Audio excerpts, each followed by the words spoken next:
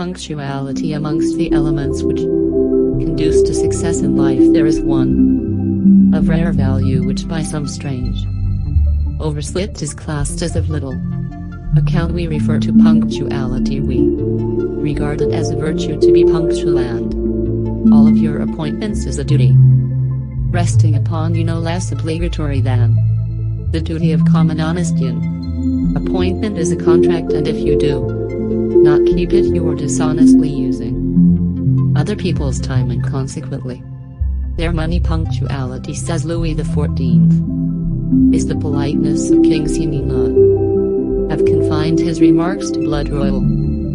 It is the politeness in everybody, and know that whenever you fail to meet an engagement promptly, by which exertion you might have done, you are guilty of a gross breach of etiquette. It is certainly impolite to do a wrong to others, and when you have made an appointment with another person, you will in punctuality, and you have no right to waste his time if you have your own success and happiness depend in a far higher degree on punctuality than many suppose. It is not sufficient to do the right thing nor in the right way, but it must be done in the right time as well, if we would reap the rewards of our labor. But when so done, its effect in the problem of success is great and efficacious.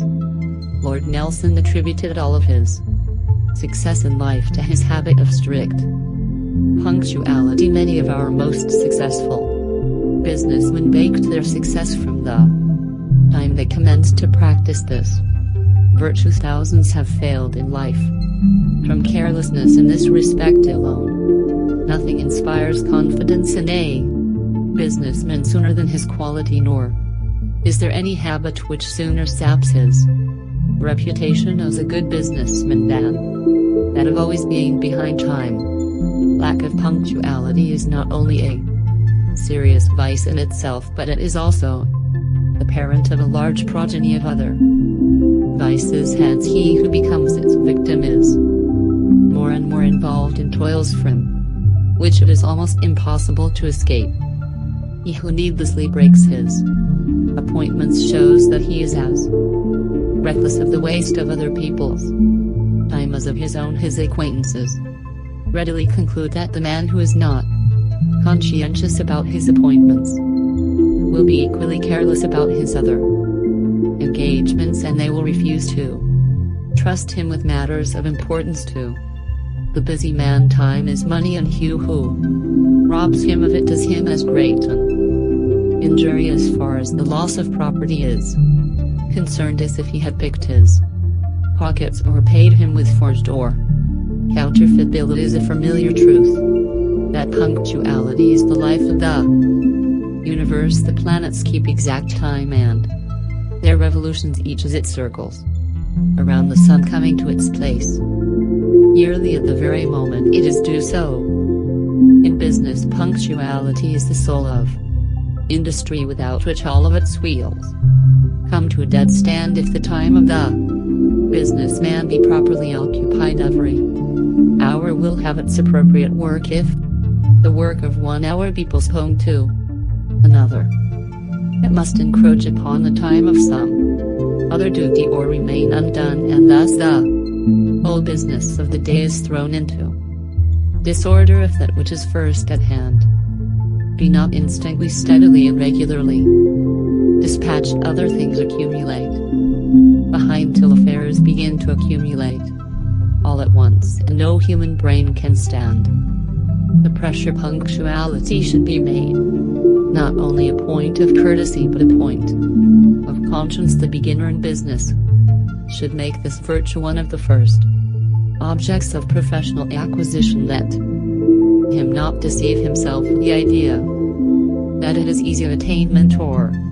he can practice it by and by when the necessity of it shall be more cognate. If in youth it is not easy to be punctual, then in after life one character is fixed when the mental and moral faculties have acquired a rigidity. To unlearn the habit of tardiness is almost an impossibility. It still holds a man in thrall, although the reason be fully convinced of its criminality and inconvenience. A right estimate of the value of time is the best insurance. Foundation for habits of punctuality. 4. If you are not likely to economize time, either for yourself or others, unless you fully realize how valuable it is and, when lost, how utterly irreclaimable. The successful men at every calling have had a keen sense of the value of time. They have been misers of minutes. Hence, you must try and realize the value of time. Each hour as it passes swiftly away is gone forever. Lost wealth may be replaced by toil and industry. Lost friends may be regained by consideration and patience. Lost health may be recovered by medical skill and care. Even lost happiness and peace of mind may be restored, but lost time never. Whilst you read these lines, it is being numbered with the dead past and dying present. There is no recalling it. There is no regaining it. There is no restoring it. You must make the most of time as it flies. You have no right to waste your own, still less than that of others, by your lack of punctuality. Not only should a person be thus punctual in all his express engagements and appointments, but in all his implied ones as well. If he has regular hours for his shop or office, let it find him there at his desk and at work. Punctuality in the performance of known duties other than the keeping of appointments is also one of the chief promoters of success in life. If a certain work or other duty is to be performed, we are too prone put it off for more convenient season. Such delays are often the fruitful source of after troubles. How many businessmen have been brought to bankruptcy and ruined by the failure of one man to meet his obligations promptly. How many times are we put to great work and expense because we neglected or put off the performance of admitted duties? It is easy to say wait a while, so easy to let the burden of today's work and duties fall on tomorrow. But when tomorrow comes, and it has its own peculiar duties, and the result is we simply have extra burdens to meet when the time finally comes that our work can no longer be delayed. Punctuality is a virtue that can give force and power to otherwise utterly insignificant character like charity. It covers a multitude of sins. If it were easy to show by examples from the lives of great men that their success in life was owing in a large measure to the habits of punctuality, all great commanders have possessed this faculty in an eminent degree. The reason punctuality is such an invariable element of success is not hard to determine. The punctual person, one who always lives up to his engagements and is prompt in fulfilling his implied duties, as well as just the person who business is conducted after the most approved forms and methods. They were the ones who have time at their disposal to cast their eyes over the field of legitimate enterprise and at once adopt whatever may seem to them to possess real excellence. Having met all their engagements promptly, their word is as good as their bond, their credit unshaken. In short, every avenue of success is open to them.